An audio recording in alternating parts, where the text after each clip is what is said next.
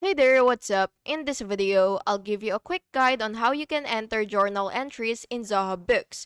This is useful for recording complex financial transactions that aren't tied to invoice or bills. So once you're on your Zoho Books dashboard, what you will have to do is navigate to accounting or accountant, which is right here, and then what you will have to do is you will look for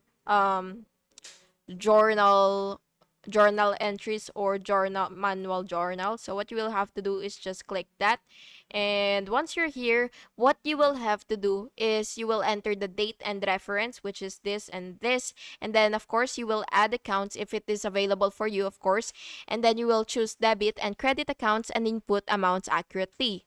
And this is optional, but you could also add notes for clarification, so it should be somewhere right here, but again, it really depends on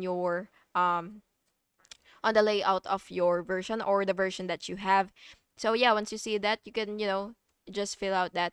And yeah, after you're done with this, what you will have to do is just click save, either as a draft or save and publish if you're already satisfied. And yeah, that's how you can enter your journal entries in Zoho Books to keep your accounts accurate. Thank you so much for watching this video, and I hope to see you in the next one. Thank you and have an awesome day.